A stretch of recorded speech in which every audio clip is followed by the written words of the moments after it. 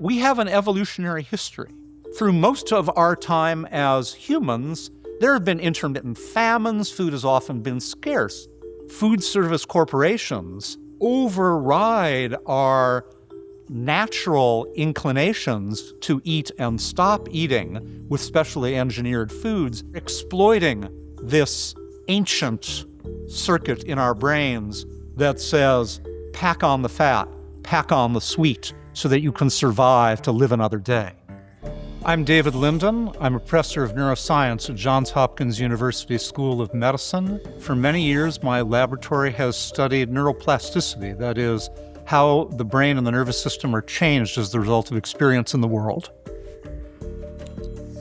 How hunger can be hacked. So we think of eating and hunger as being a very straightforward thing. Oh yeah, I'm feeling a little hungry. I eat something. Now I don't want to eat anymore. But it's really complicated, and it involves a lot of continual dialogue between the body and the mind, using both the senses that are pointed out at the world and the senses that are pointed inward at the body. So if you can imagine walking down the street in New York City, and you're a little hungry, and you smell some pizza. That smells good. And the first thing you're doing is you're making a decision. Am I hungry? Do I want to go seek out where this odor is coming from? Oh, yes, I do. So you're using interoceptive information to say, yes, my stomach is not distended and full of nutrients, and I feel hunger. It's been a while since I last ate, so I'm interested in this idea. You're using your memory to say, oh, yes, I remember that I like pizza. That's a food that I enjoy. And so these smells are bringing up positive associations, and that is influencing your decision to go seek it out. And then let's say you order a slice, and you have it in your hand, and you're looking at it, and you're seeing it, so you're taking in information with your eyes, you're smelling it, and then you're making a decision.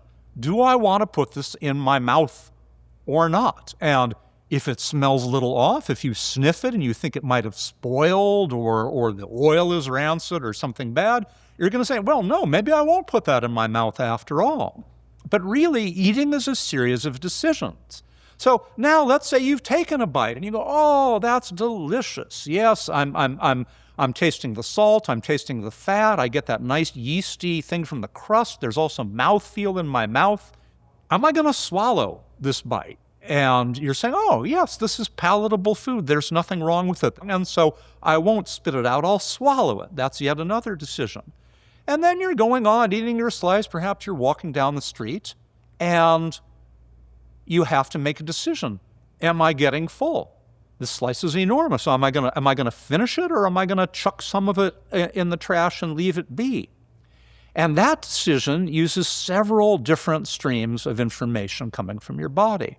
It's using fast neural signals from your stomach that are saying, how distended is my stomach? How much has it swollen as a result of food filling it up? And it is also using fast information from the stomach. There are cells in the lining of the stomach that evaluate the nutrient content of the food. This is why you can't just drink a lot of water, for example, distend your stomach, and then suppress your appetite. That doesn't work as a diet strategy. Your stomach knows what's inside. It can tell the difference between water and food, and it can even tell what kind of food is there. Is it fatty? Is it proteinaceous? Is it carbs? That sort of information. Saying, oh yes, there are proteins there, there are fats there, there's a fairly high level of them. And these are signals that go rapidly to your brain and inform the decision, should I terminate this meal and stop eating, or should I keep going a little while longer? And then, say, 20 minutes later, when you are making a decision, do I want to eat again? There are yet other sensors in not your stomach, but in the first part of your small intestine that are evaluating the nutrient content of the food as it passes there and saying, you know, I just ate. I have plenty of nutrients. I have a feeling of fullness. I'm not going to eat again for a while. How does that happen? Well, that is a slow hormonal signal, and when food is sensed by particular neurons in the lining of the small intestine, they secrete a hormone, and the hormone is called glucagon-like peptide 1, or GLP-1, and this hormone has several effects. It acts on receptors in the stomach to slow gastric motility, so your stomach empties less quickly. But more importantly, it goes to centers in your brain that control your appetite, and they suppress your appetite for tens of minutes or an hour or two afterwards. So we all know that if you put sweet food in your mouth, it tastes sweet. And that the reason for that is that on your tongue and in your oral cavity, there are special sensors for sugars.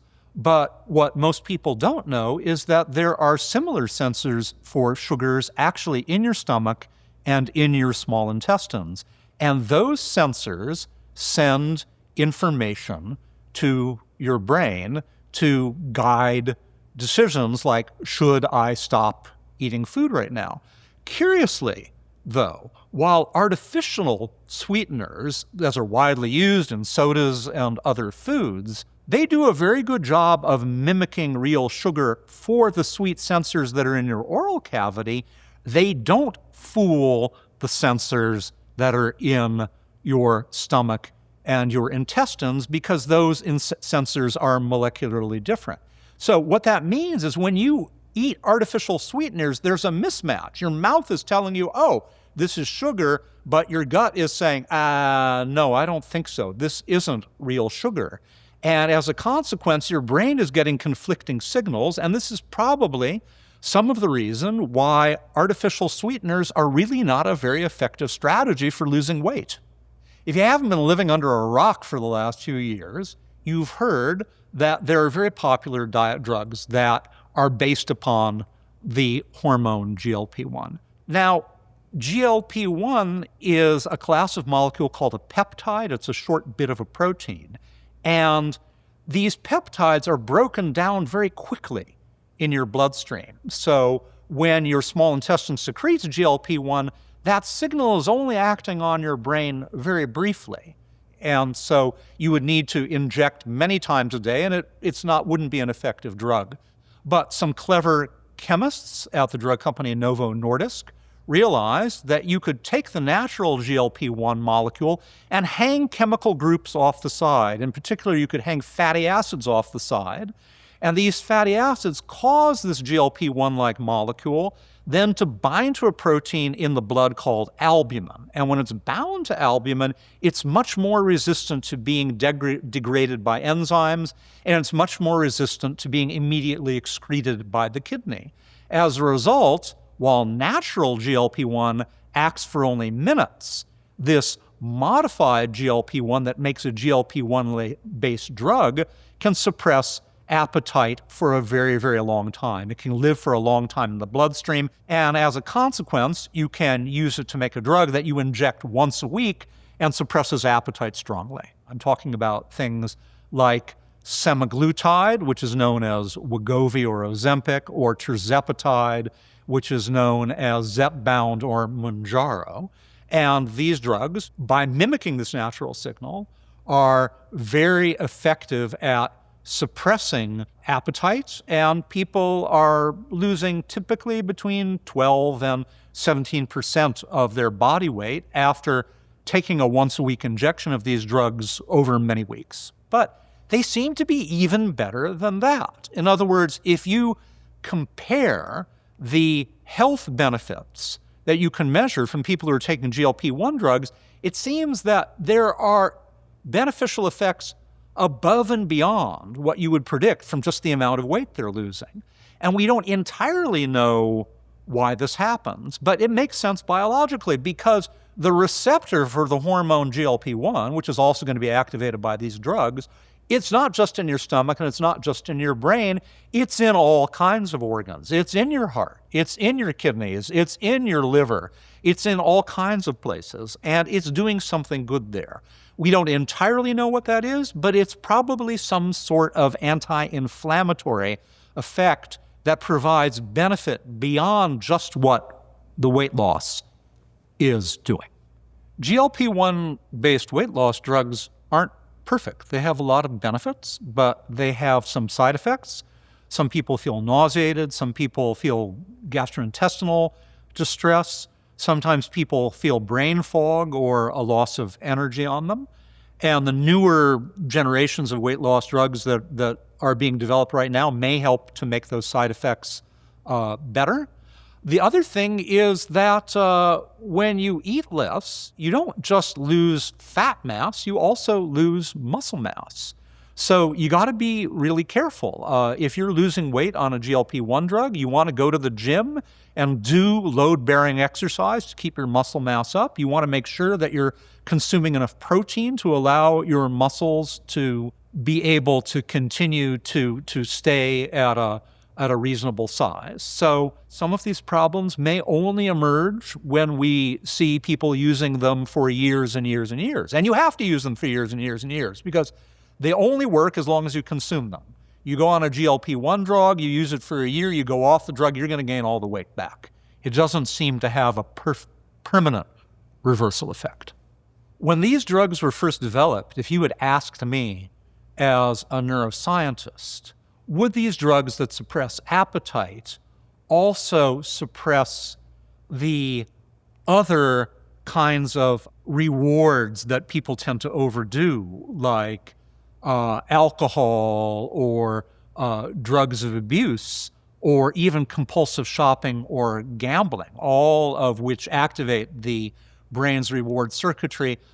I would have guessed no. I would have said there's going to be a separate circuit for appetite, and there are reasons to keep that apart from the general reward circuitry. But the indications are that this is not entirely the case. So it's early days, but there are promising indications that the GLP-1 based weight loss drugs have some effectiveness for helping people to control their alcohol consumption and to help them get off of psychoactive drugs, and maybe even to deal with compulsive behaviors that are making problems in their life, like compulsive shopping or compulsive gambling. It's going to be really interesting to see how this plays out in research in the next few years.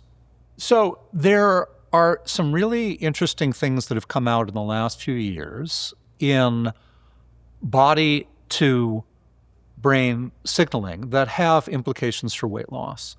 One of them has to do with exercise. We know that when you exercise intensively, it stimulates appetite. And so some people think, well, I might go to the gym and work out real hard, but then I'm going to be real hungry, and then I'm going to eat a lot of food, and maybe there won't be a net benefit. It seems to be, though, that intensive exercise does have a net benefit. The amount that it stimulates your appetite doesn't entirely compensate for the amount of weight that you burn through the intensive exercise. Why is that? Well, part of it seems to be that when you have very intensive exercise, you produce a metabolite called lactate. It becomes conjugated in your body with an amino acid called phenylalanine, and this conjugated compound seems to act through a rather complicated biochemical cascade in the body to get to the brain to suppress appetite itself. So intensive exercise really does seem to be a good thing to do. Very few people can lose all the weight they want to lose from intensive exercise itself, but it is very definitely a benefit. And of course, it has myriad benefits well beyond weight loss and looking good. It has benefits for your mood. It has benefits for maintaining your cognitive function as you age. There's all kinds of great reasons to want to exercise intensively, but weight loss is one of them.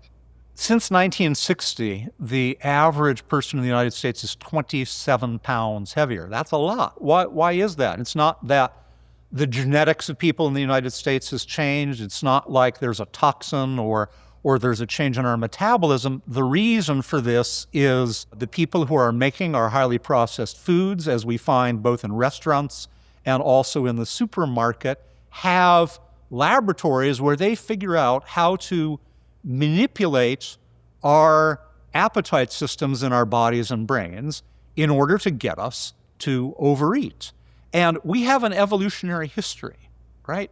Through most of our time as humans, there have been intermittent famines. Food has often been scarce. So it has made sense in those situations. If you come across very highly caloric fatty food or something really sweet, it made sense to snarf it all down and to put on a little weight so that the next time there was a famine, you might survive and make your way through it. There's a mismatch, though. Most people in the world, and certainly people in the United States, don't live in that famine-laden environment anymore. And as a consequence, when food service corporations, through clever engineering, override our natural inclinations to eat and stop eating with specially engineered foods, they are exploiting this ancient circuit in our brains that says, pack on the fat, pack on the sweet, so that you can survive to live another day.